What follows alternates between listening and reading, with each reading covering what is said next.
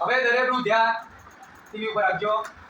ઘણા બધા બાળકો 12 વાગ્યાની અંદર ભૂલ કરે છે, ભૂલી જાય છે. કઈ જગ્યાએ તમે કઈ જગ્યાએ ટીવી ભૂલો કરો છો એ આપણે આ વિડીયોની અંદર જોવાનું છે.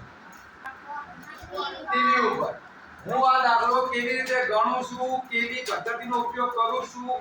જો 64 + 7 28.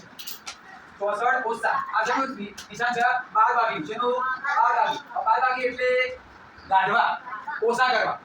એક સંખ્યા ઉપરની સંખ્યામાંથી નીચેની સંખ્યા ગાઢવી એટલે કે ઓછી કરવી. જો હવે એકમથી સરવાળો કે 12 વાગ્યું હોય આપણે એકમથી કરો બંધ રહેવાનું. તો જો 4 માંથી 8 જાય, મારા જોડે 4 રૂપિયા છે અને મારે 8 રૂપિયા આપવા છે.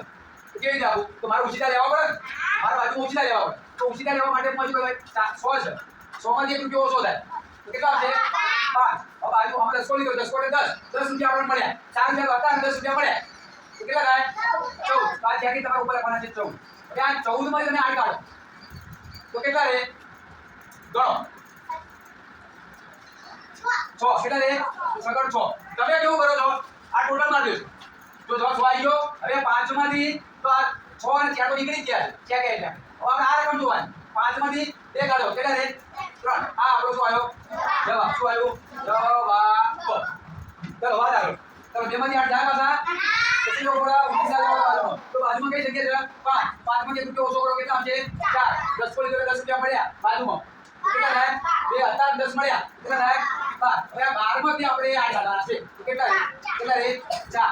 તો આપણે મૂકી દો. હવે જો 4 માંથી 0 જાય, 4 માં 4 ઓછા 0 એટલે શું આવશે? 4. ચલો હવે 3 માંથી 1 કાઢો. આ આપણો જવાબ. શું આવ્યું?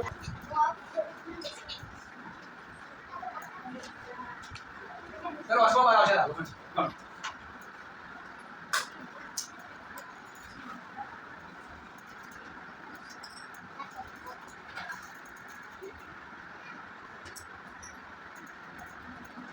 ચલો આ દાખલો સાચો કે ખોટો?